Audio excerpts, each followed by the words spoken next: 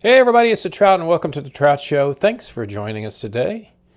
Before I get started today's episode, I want to talk to you about new episodes I have coming out every Monday now. It's called New Music Mondays, where I give you an opportunity to listen to new music from artists, whether independent or well-known. So you can listen to those every Monday on my channels, whether it's podcast or YouTube. So today's episode, I took a little different track, and that is the track that I'm not talking to a musician per se, but I am talking to a great bass player. And he's one of the most premier bass teachers and players in America. His name is Jon Liebman. Jon sat down and talked to me about his career, which is very interesting in all the years that he played bass in so many different types of bands. But then he decided he wanted to start teaching people how to play bass, whether it's country, whether it's funk, whether it's rock, all that. And Jon has spent several years having multiple books out and multiple videos about helping people learn how to play bass. It's a very intriguing story. But on top of that, his company and his friends have interviewed over 800 musicians on his channel, which you can find at jonliebman.com. So I think you're going to enjoy this episode where we talk about bass and talk about music and talk about all great things when it comes from great musicians like Jon Liebman. But before we get to that, you know what I like. If you like this episode, please give me a thumbs up and please subscribe. Appreciate it very much. So up next, the guy that knows how to play bass really good. That's Jon Liebman. That's next on The Trout Show.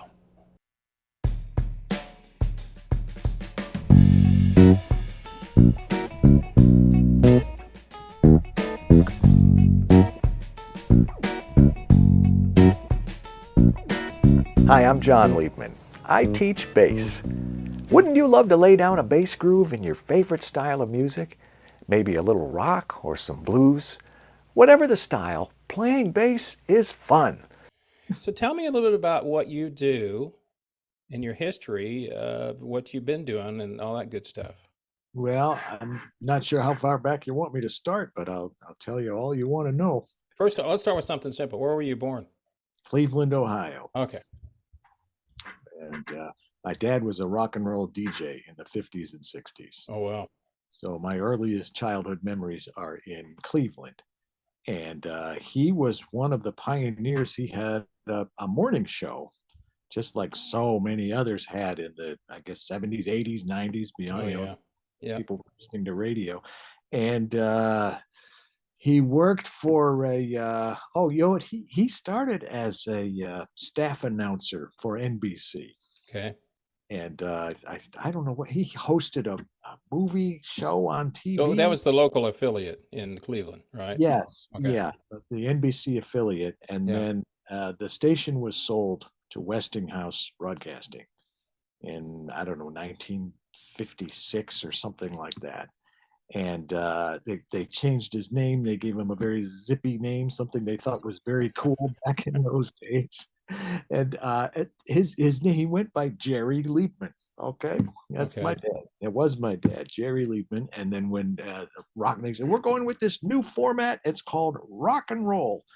And they wanted one syllable first names, two syllable last names. And so how did it all come about? Somebody looked at him. He wore thick glasses. So somebody said Specs. Wow. Okay, yeah, that's cool. Specs Liebman. Well, it still didn't quite have the ring to it. No. So that's what I said. One syllable first names, two syllable last names. Sometimes it was the reverse. One of the guys went over to the phone book and he went, Yeah. Howard. And he went by Specs Howard. He went Specs home, Howard. told my mother, she said, Specs Howard. You can Google it now. He was in radio for many years. And then right in the middle of the school year, I was in first grade, the guys from the ABC affiliate in Detroit came and talked to my dad and his partner. And they said, we want you to come to Detroit. I said, Detroit, why would I want to uproot my family? Well, they made him an offer he couldn't Couldn't refuse. refuse. Packed up and moved to Detroit, and that's where I've been since. That's where I grew up since 4 days before I turned 7. Oh, and I remember when it was the night before we were actually moving into the house. So we stayed at a hotel the night before, and my dad had to go in talk to the real estate people or whoever it was in the office, and he came out. He says, "You kids are not going to believe this. You know who just bought a house right down the street from where we're moving in?" "No, who, Dad?" "Mitch Ryder." Remember Mitch Ryder and the Detroit Oh, Wheels? absolutely. I used to play Jenny, whatever was that, a couple of Devil with a Blue Dress or whatever. Oh, yeah, yeah. Yeah, Devil with a Blue Dress and Good Golly Miss Molly. So Yeah. that was what we used to go over his house and bug him. My brother said, "I played football with Mitch Ryder. We used to play." So that's all you asked me was where was I born, and I'm already That's all right. so Where are you now? I'm in Michigan. I've been in Okay. Michigan, and I was down in Florida for 6 years, and I was out in LA for a while. And I came back. My dad actually started a school for radio and TV broadcasting. That's where everybody in the Detroit area, everybody in the Detroit area grew up with Specs Howard School of, used to be broadcast arts, and then we Wow. changed to media arts. And I don't know, last time anybody counted 15,000, 18,000 graduates Wow. working all facets of radio, TV, video production, digital media, graphic design. I ran the school for many years. Cool. And I left when I started my company. So my wife and I, about 2.5 years ago, moved to mid-Michigan. We have a daughter here about exactly 6.9 miles away, and she's there with her family. And my son is in Chicago, so we're That's closer not to. too far. Yeah. Yeah. So what else do you want to know? Well, what's funny about it is your dad was a rock guy, so he Yeah, kind of grew up during the doo-wop period, but yeah, obviously Detroit's known for one major thing, Motown. Motown. Yeah. So here's a guy that, but I believe that at the same time of course, you had the beginning of rock coming through anyway. You had the '60s, and it was all the Beatles and all the British invasion all started at the same time. Motown took off, and then that little thing called Vietnam started everything Yeah. rolling. I was young, but I remember that all very Oh well. But yeah. what my first introduction to me, it was such a cool way to grow up. I was 6 years old, and my dad took us to see the Dave Clark Five, Ah, Lovin' Spoonful, the Association, all the and cool groups. the Beatles. I saw the Beatles at Municipal Stadium in Cleveland, where the Browns played and where the Indians played. And I've told people, I said, I don't know if I was the only 6 year old there, but I was definitely the hippest because I knew where I was, and Yeah. I knew who they were, and I Oh knew yeah. music, and I knew. And we were at one concert somewhere. I was a little kid, and I leaned over to my mom. I said, What did he say the name of this song is?" She says, "Papa got a brand A new new bag." bag. I said, "A new bag?" But I remember thinking, okay, okay, let's see what this is. But then we got a piano in the house, and we all took piano lessons, and there were always lots of guitars around the house for some Oh reason. yeah. Did My, your dad play too, or you just? no, he used to talk about how he wanted to take saxophone lessons in third grade, and there was just no money. And his good friend ended up taking lessons, and he went on all through school, and he played in the band. And my dad never did, but he was musical, and I can tell because he could sing, he could carry a tune, and he could Yeah. sing in time. But it was some very exciting things. I'm glad that even though I was so young, I'm glad that I'm able to remember that. And I remember going backstage, not at the Beatles, but at some of the other shows, and it was just a very cool way to grow up. And I'm the youngest of four. My oldest sister is not very musical, but my brother and my other sister are both very musical. My brother Right. and I played in bands together. That's how I started playing bass. I've interviewed over 800 bass players, Oh and my gosh, almost John. everybody has the same story. Well, I wanted to play guitar, but they were already more than enough guitar players. Yeah. So my story was, well, you could play guitar and not be in the band, or you can play bass and be in the In a band. band. So you worked for your dad or did that for a long time, and then did you played in a lot of bands? What were you, a cover band, or what did you do? You obviously played bass. You went on, and because that's what you do now. You talk to people that play bass. Yeah. Well, the thing with my dad was after the big stuff that I did in music, and there's a lot involved there. But when I went to college, and I don't know, maybe I just didn't have the guts to declare a major in music. So I just started, I was taking English, science, math, and I'll take music theory. And then it's like, oh, I'll take the next music there. I'll take history. And then actually at the end of my first year, my freshman year, the professor said, we'd really like to bolster the department and look strong to the administration. So anybody that would want to declare or is considering declaring a concentration in music, it would really help us out. I thought, oh, okay, yeah, that's all right. Yes, I'm going to be a music major. And at the time, music, this was University of Michigan. Okay. It was the Dearborn campus. It wasn't in Ann Arbor. It was still U of M. And the schools were not like they are now. So everything still, in my mind anyway, was very old school and traditional. And I hate to use the word, but legit. So I played guitar and I had played bass. And I thought, well, if I'm going to be a music major, I've got to declare an instrument. And it's got to be classical guitar or classical bass, because that's the only way that I saw that I could be Sure. a bona fide music major. Yeah. I thought, you know what? I would love to play the upright bass. I remember fooling around in the band room in high school. I played guitar in the high school jazz band. And one time over in the band room, I went to pick up, I took an upright bass that was leaning against the wall and I tried to play it. And I don't know why I thought I'd be able to play it, but I just had no idea where to begin or what to do. And so I found a teacher. I just love him, Max Janowski. He passed away a few years ago, but he played in the Detroit Symphony. Mm-hmm.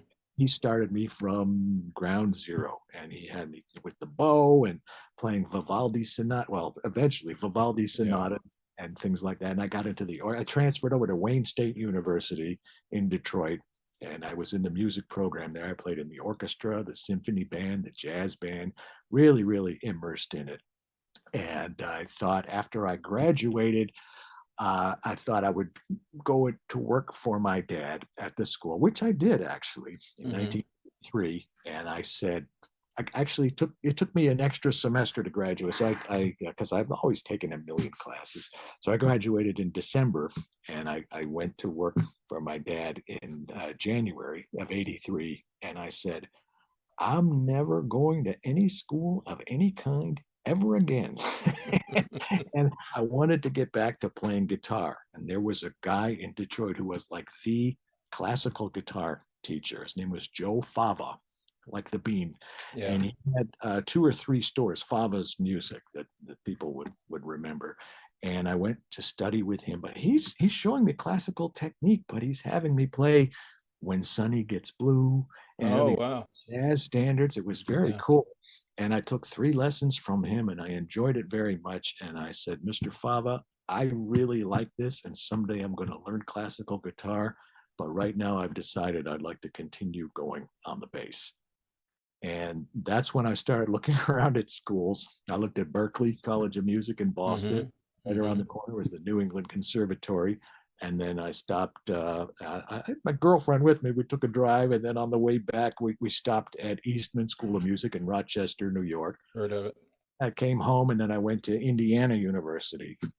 And I said, oh, this is amazing. I was blown away. They have 5 orchestras with 90 people in each orchestra, and the kids learn their parts and everything else. So I was really excited. I thought I was going to go to Indiana.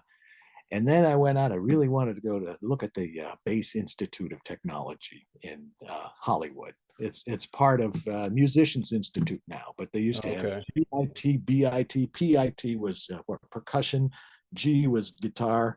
So I looked at that school, and I thought, yeah, being in LA, yeah.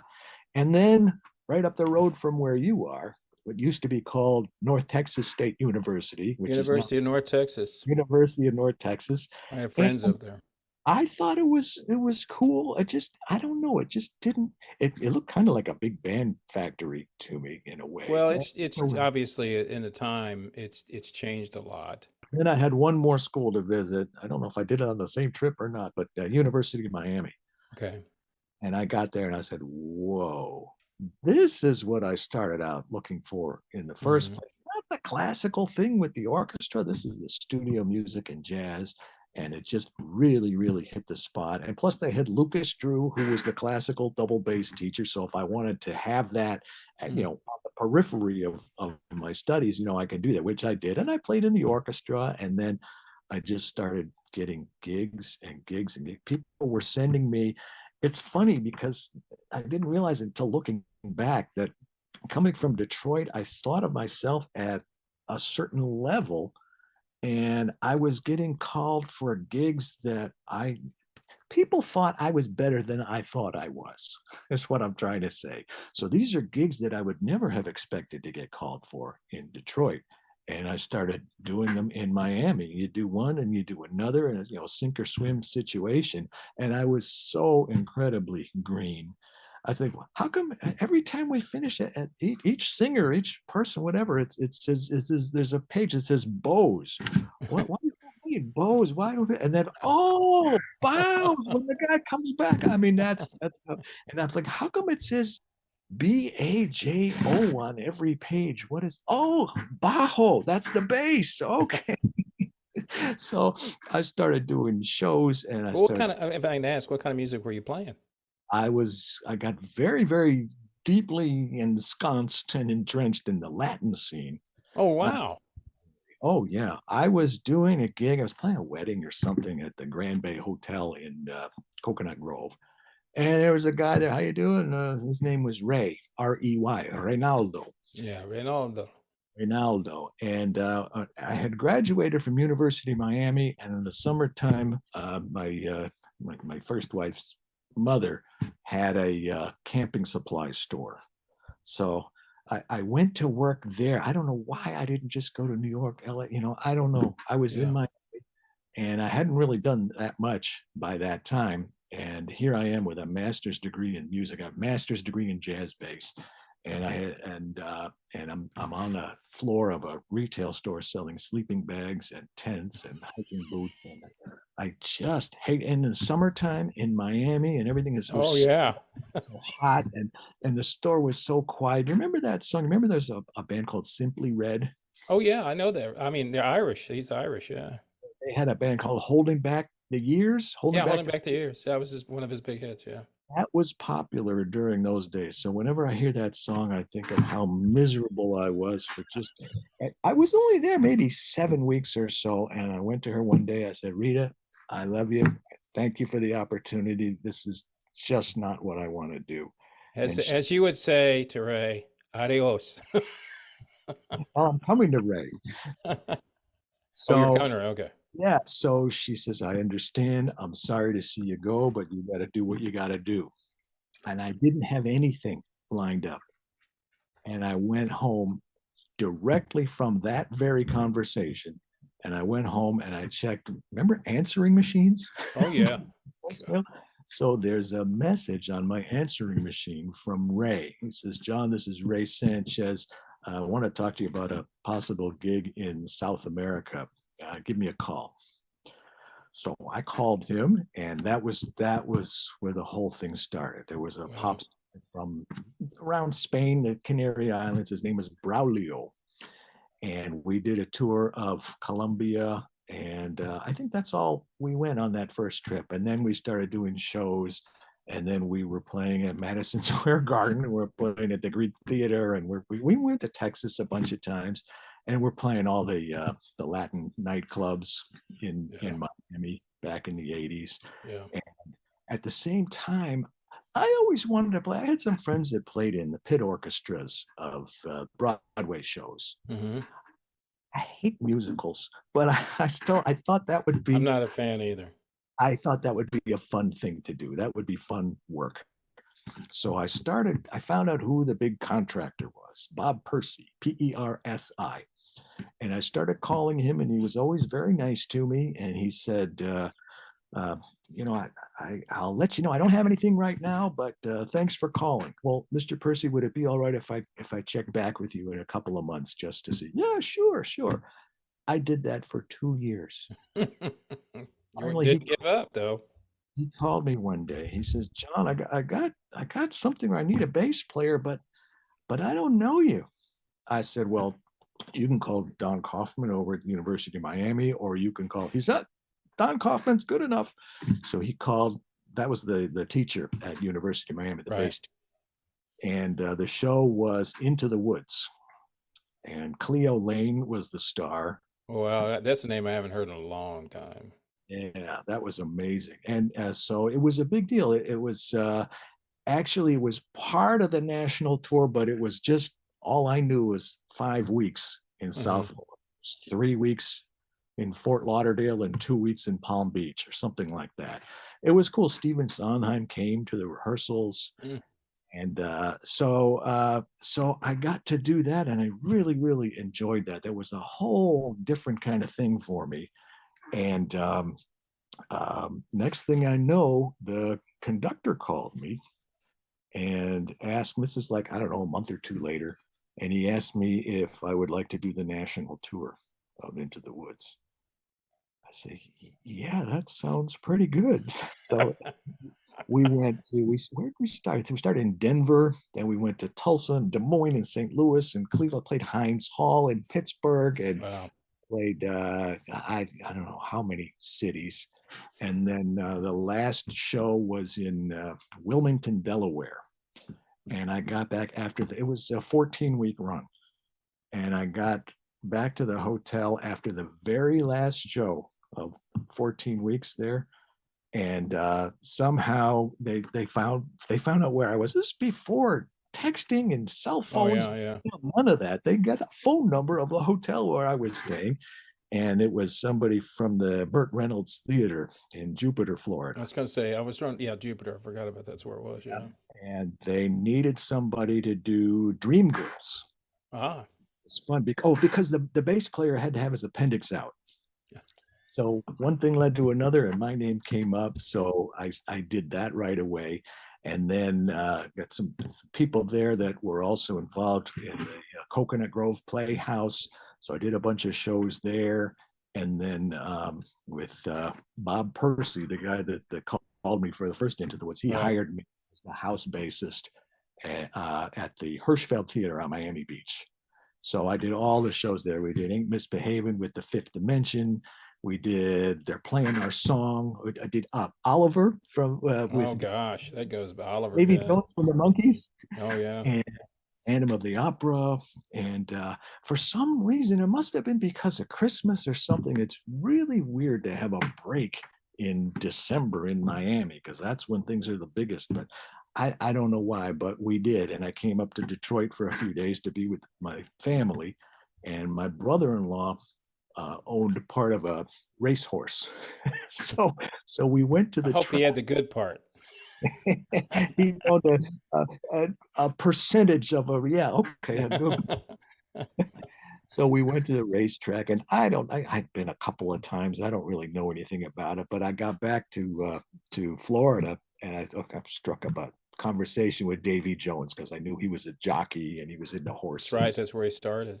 I said, I thought about you on our time off. My brother-in-law owns a horse. So we went to the track, and I'm trying to sound like I know what I'm talking about. I said, but it's a pacer, not a trotter, or it's a trotter, not a pacer. So it doesn't go that fast. He says, oh, if you'd ever been behind one, you'd know they do go quite fast. They do go rather fast. So I was the house bassist at Hirschfeld Theater on Miami Beach, and we would play 8 shows a week.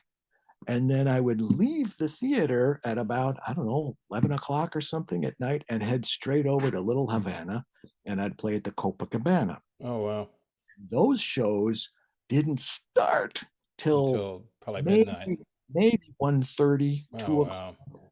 And I'd get home at 4:30 in the morning and get up and do it again. But one of the guys would go, there was a restaurant next door called La Carreta, which means the wagon wheel or something like that. And they had that symbol on the side of the building. Somebody would say, let's go next door for a blast. And we'd go, and there was a window where you could walk up. You didn't even have to go inside the building. And you could order a cortadito, a cafecito, a colada, whatever. So I would describe it as like 10% mud, 20% shoe polish, and 70% sugar. And now we're going and we're playing the shows. And then I was writing and arranging, and I found somebody who was going on the Tonight Show with Johnny Carson. So I got to write some arrangements for this, but that was such a thrill.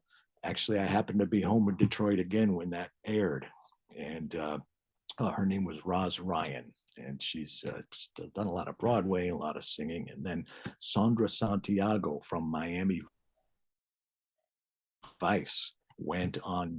There was a show called The Late Show. It was after Arsenio Hall, or maybe it was before Arsenio started, and after, I don't know, Joan Rivers had a show. I don't know. Yeah, Joan Rivers had a show for a while. Yeah. Somewhere in that time period. So the band leader was Mark Hudson. Remember the Hudson Oh brothers? yeah, the Hudson brothers. Goldie Yeah. Hawn.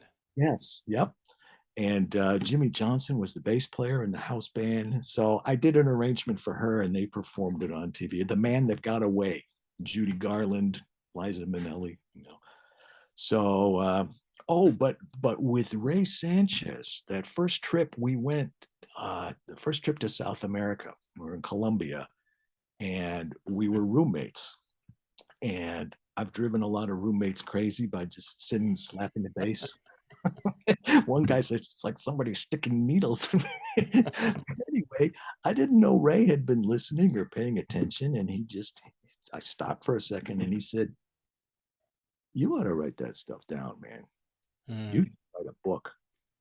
I said, "Write a book? I can't write a book." No, I'm telling you, man. He at the time was also the what did he do? He did something for Columbia Pictures Publications, which became CPP Bellwin, which became Warner Brothers, which became Alfred Music, which is one of the big music publishing, sheet music.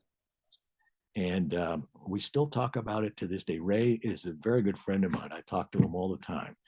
And we recount how we went downstairs across the street, and there was a pizza place on the corner.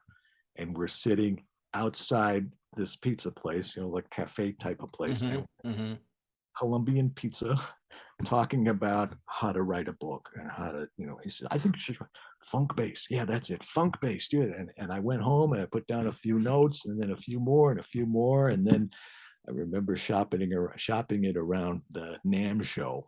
This would have been about 1991 or something like that. In the old days, there was no such thing as a PDF or no. So I'm walking around the NAMM show. You probably have typed pages or a book. I had binders, loose leaf. Oh yeah, binders. Okay, yeah. 5 of them walking around the NAMM show, and I got on offer right away from Warner Brothers and from Cherry Lane Music, I think, which is now part of Hal Leonard. But Hal Leonard was and is the largest print music publisher in the world. It's been around for a long time. Then I started reaching out to people. I had gotten to know John Patitucci pretty well, and I asked him to write the foreword, which he did. And then I got a bunch of other, I got Stu Ham to endorse it, and I got Bob Cranshaw and Mark Egan, and I don't know, a bunch of people. I just saw Stu was playing with somebody. He's always somebody. Well, he's playing with somebody because I heard his name before, and I was going to reach out to him because I thought it might be an interesting discussion to have with him because he's played a lot. But anyway, go ahead. I just happened to think about that because I just literally just saw his name the other day. He's a good guy. When I was in LA, he came over to my house every day for like a month, and we were transcribing the music on his first 3 albums for a Hal Leonard book. Hal Leonard asked me to do that also. And he's one of these contortionists on the bass. Yeah. That's how the book writing thing started, and I still blame Ray Sanchez for that to this day. And then I did a second book and a third, and I just my 10th book was just published. Wow. Supposed to come out in 2020, but because of COVID, it was delayed a little bit. It was supposed to come out for the summer NAMM show. So you went from writing this book, which became popular. Tell me a little bit about what you do now. I mean, other than I know you interview people, but you also provide opportunity. You're still in the business to helping people learn how to play, obviously. Yeah, I probably should have started there. That's all right. I would have got the great story to go along with it.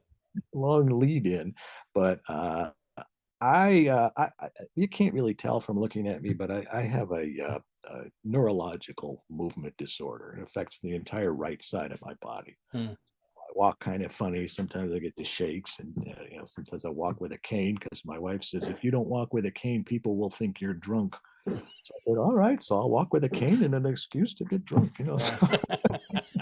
But reason I mentioned that I had been to the Mayo Clinic 3 times. I've been to the Cleveland Clinic. I've been to a lot of doctors, and I don't know how I found out about Muhammad Ali's doctor.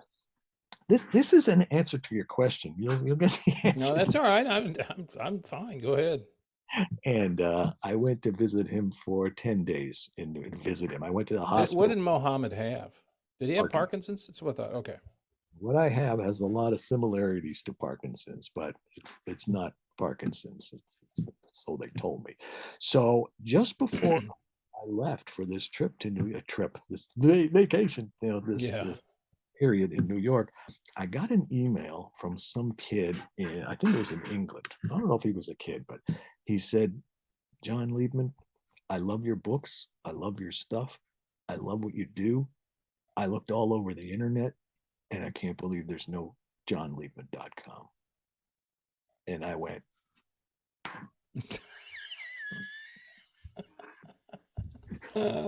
so that's how I occupied my time in the hospital for 10 days with 1 or 2 manuals and Google and YouTube and trying to figure out how to start a website without having a clue of what I was. And I launched jonliebman.com on March 1st, 2009. And just to sell my books. And here I am. This is, and then I read an article one night about websites and marketing, and it can't be all about me. There's got to be some compelling content, some reason for people to come, for them to get something out of it. And I said, yeah, that makes sense. So I called up GoDaddy, and I liked the name, for bassplayers.only.com. So I bought that name, and again, without having a clue what I was doing, I launched for bassplayers.only.com on June 1st, 2009. Somebody said, you're going to do interviews? Maybe you should do interviews. And I thought, I kind of thought about that. I don't know. So the site was already 2 weeks old when I published my first interview. It was Glenn Lech, who was playing with Robin Trower at the time. That was the first interview. And then I did another one and another one and another one and another one. And in March of 2023, I hit number 800. That's just amazing, Jon. Consecutive weeks. Never missed. So let me ask you a question, because obviously now you've known a lot of people that can help you get to other people. But when you started, did you already know people in the business that you could reach out to, or did you just start asking people? I knew a bunch of guys I went to school with, and I had done quite a bit. And I played with, I mentioned the Fifth Dimension, and I mentioned, a lot of the Latin people. Who else did I play with? Oh, I did another big show on Miami Beach with Eartha Kitt and Eddie Fisher and Donald O'Connor and from the Andrews Sisters, and it was a show with Jackie Mason. Oh gosh. Oh God, the same routine night after night. It's funny as if you're hearing it for the first time. It was so funny. And then the ink spots, so you meet a lot of people.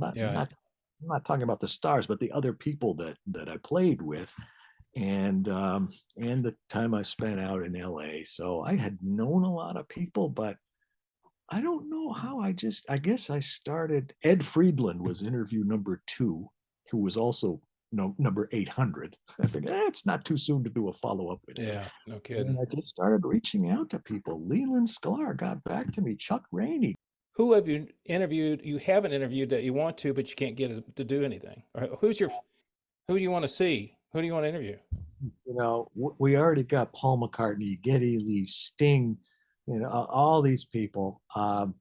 Carol Kay I interviewed. By the way, I didn't personally interview all of those. I've interviewed 99% of the ones, but I've published all those exclusive one-on-one interviews. I've got a Gary Graff, who is he's a very seasoned writer. Oh, seasoned makes him sound old. Well, he's old. Stanley Clarke, I've met him. I've talked with him. I've gotten to know him. I've talked to his people, and he always says, "Yeah, yeah, yeah, we'll do it. We'll do it. We'll do it." Yeah, you can't get him to do it. I reached out to his manager just the other day. I said, "Are you still with Stanley?" "Yeah." "All right, let's make it happen." So I think that's going to happen. Did you get Victor Wooten? Oh, 4 times. We hung out together in Germany. We went to the Warwick base camp, and I'm in there. Warwick makes beautiful instruments, and they invited me. They had I went like 3 or 4 times, and they'd have like Robert Trujillo from Metallica. So we sat down and did an interview, and who all was there? Phil Chen, interviewed him 3 or 4 times. But we were in my first trip to Germany was 2014, and I'm sitting in the showroom of Warwick, where they manufacture. Yeah, and I'm playing, and I was really into learning how to tap. I was excited about tapping now as I was about slapping back in the 80s. So I'm trying to figure it out, and I'm doing this, and all of a sudden I felt like somebody's watching me. And I go like this, I look over, and there's Victor Wooten standing right here. There's nobody else. Mr. Slap himself. And I said, "Hi." And he said, no, not slap, tap is what I was doing. Oh, tap. Yeah, yeah, yeah. And he says, "Do you mind if I make a few observations?" No. So he showed me some stuff that his oldest brother, Reggie, had taught him. And Wow. the biggest takeaway was Reggie always told me, keep in mind, whatever the left hand can do, the right hand can do. And I'm like, wow, that's an interesting way. Yeah, I never thought about that. It's true. And on another one of those Warwick trips, Billy Sheehan came up to me one night, and he says, "You're going to be around tomorrow? You want to get together? I'll show you some stuff." "Yeah, that sounds good." So he sat down with me just one-on-one for like an hour and a half. And my son was there, so he got it all on video. Did your son know who he was? Oh yeah. Okay. My son is killing it. He just graduated in 2022 from Berklee College of Music in Boston. What's he play? He plays guitar, and he's also a very good bass player. He doesn't sound like a guitar player playing the bass. He sounds like that was hard for me to learn how not to do that. Because it's like, you're a lead guitar player, aren't you? Yeah. Well, we don't play bass like that. The 2 bass players that I wish I could talk to are no longer with us. John Entwistle. Yeah. And the Yes guy, Chris Squire. Chris Squire. I interviewed Chris. John Entwistle was yeah, just a phenomenal big ox. Yeah. And Chris Squire always I always tend to go with people that are, when it comes to bass, and McCartney, that's why I like McCartney, because you listen to old stuff, he's playing way up high and playing stuff, not just doing the stuff that was popular back then. But John went, of course, he had to fill in for the 3-piece band, which made it sound like there was 5 people on there. Geddy Lee's the same way. People say, you go to I'm not going to see him anymore, but they go to him and go, how could 3 guys make that much sound like? Let's add John Paul Jones to my list. Oh yeah, John Paul Jones. But I've gotten far near everybody else. Well, and that's just amazing to me. And I assume that in what you're doing, that you obviously have a great reputation, because people won't. I mean, we all know the music industry. If they trust you, it's like anything else. If they trust you, they'll talk with you. If they think. Paul McCartney was looking for a boost to his career, so that's why he. Yeah, as if he struggled so much. But so getting John, can you help me out here a little bit? I'm just having trouble. It's. You sound more like John than Paul. Yeah, I can't do McCartney. I can do John Lennon. I can't do McCartney. But I mean, what's really intriguing to me about you is the fact that you've been successful doing this, and people love to talk about themselves. Oh, absolutely. I'm always on the other end. I'm asking the questions. I know. That's why this is so much fun for me, because when you started up, I just kind of went, go. I don't care, because I think, you don't get screwing out 14 years of pent up. Well, and you don't have the opportunity. If I'm interviewing somebody, it's all about them. And nobody wants. It sounds like don't care about me. Sometimes people go, "How long is the interview going to be?" And then you ask them questions, and people like to talk about themselves. So out of all the interviews between the bass player interviews and the guitar, I have another site called for guitar players only. Oh, wow. So between all the bass players and guitar players, probably close to 1,000 interviews, there's only one person that was not nice, and I'm not going to mention. So I'm not going to ask you. I'd have to cut it out anyway, so I'm not going to ask you. But I'm sure I know who that person was or is.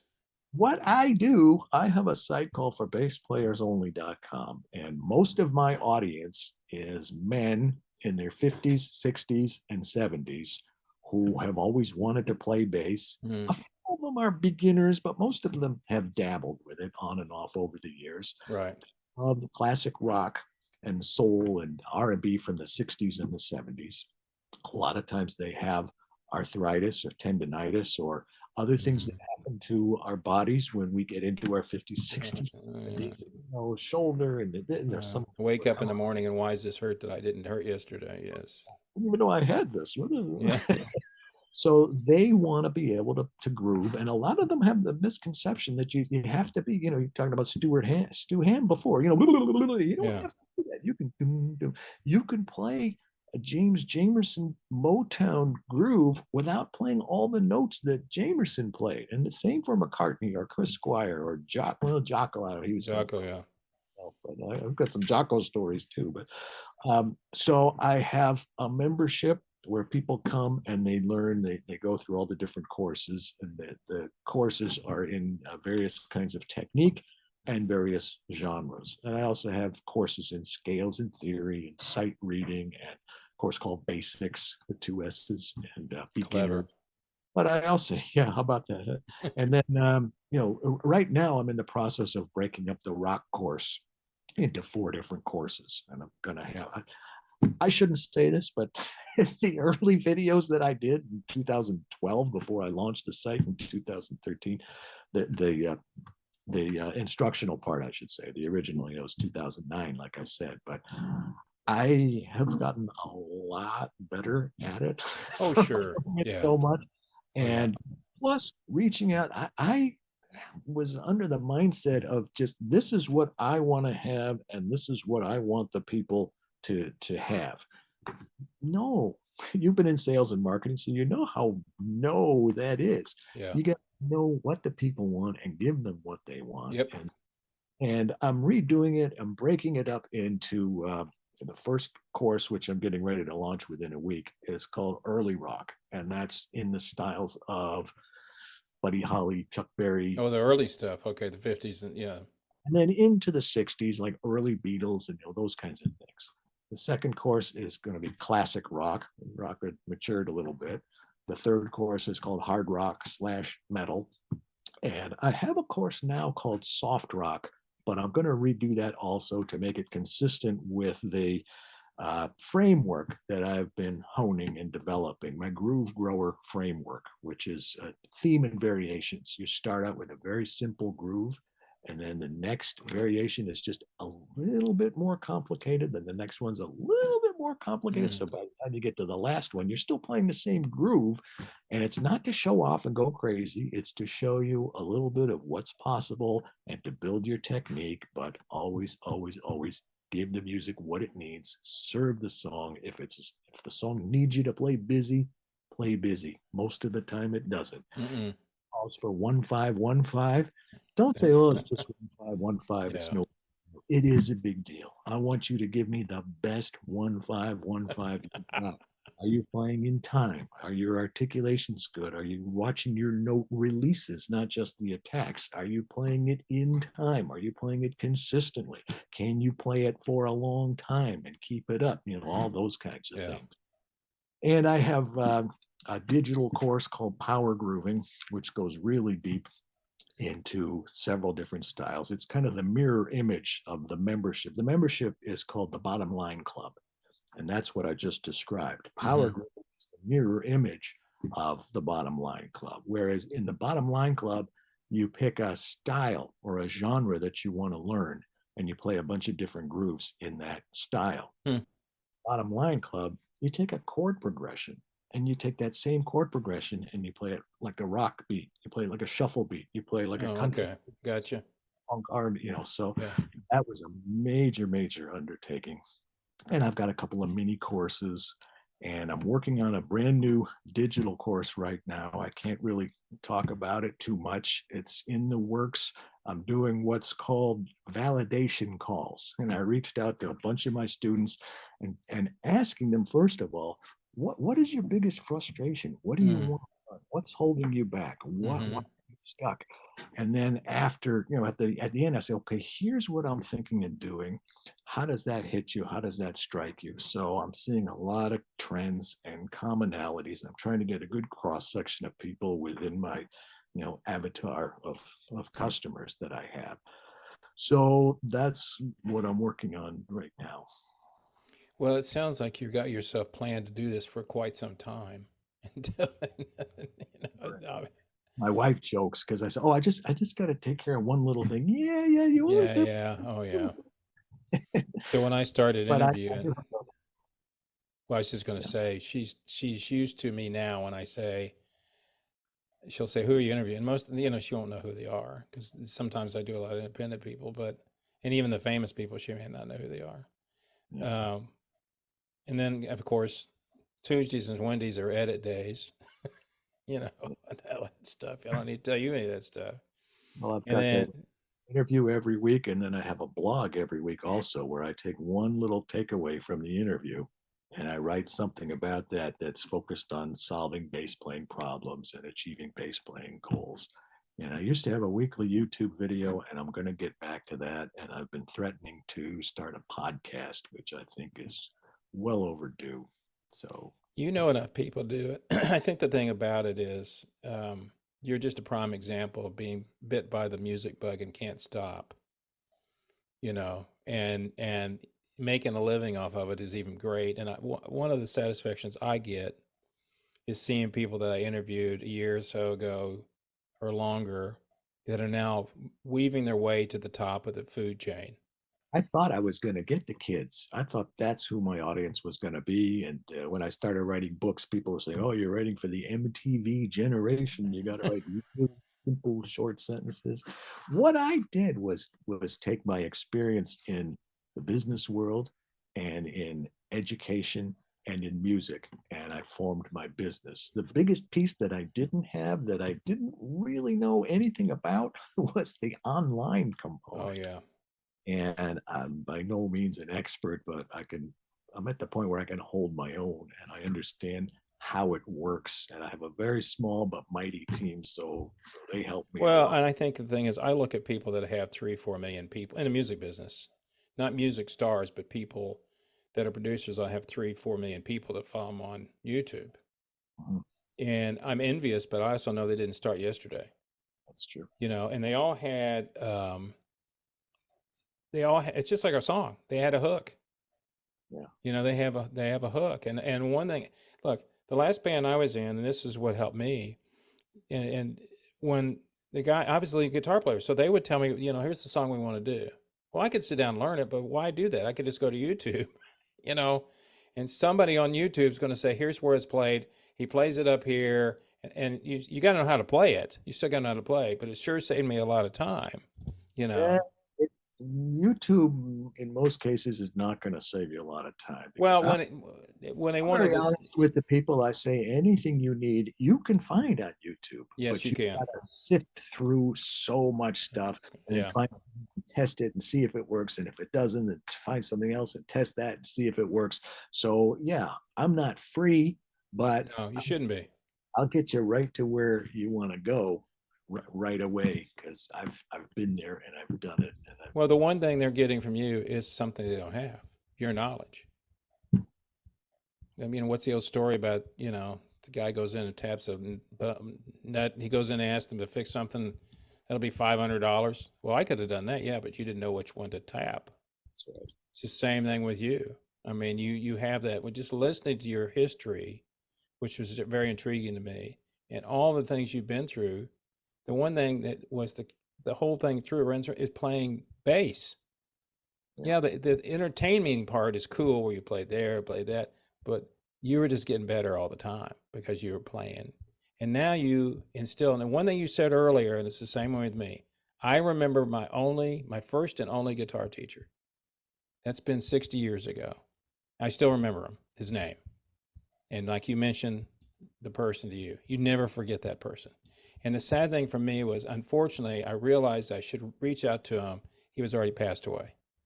Because, I wanted to say, look, this is where I am now. And if it hadn't been for you taking those 2 years to show me, and that Mel Bay books that you put for so long. So, well, I want to tell you, this has been really entertaining. I enjoyed it very much.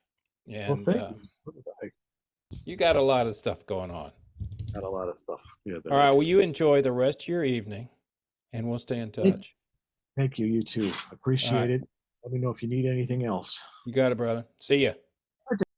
Hi, I'm Jon Liebman, and I want to tell you about my newest Hal Leonard book. It's called Funk Jazz Bass, and it's a play in the style of book. Here's what I did. I put together a list of 30 of my favorite funk and jazz-oriented bass players, studied the subtleties and the nuances they put into their bass lines, and I wrote a bass groove in the style of each one. Now, these are all my own original grooves, patterned after 30 of the greatest funk jazz bass players ever.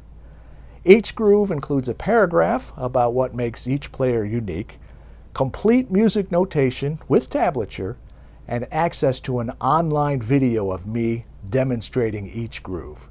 So you can play along in the styles of James Jamerson,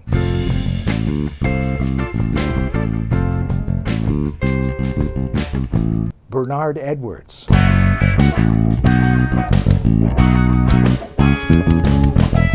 Stanley Clarke,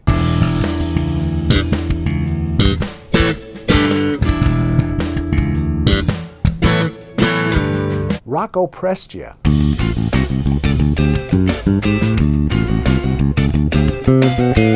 and all the rest. There are videos for all 30 of them.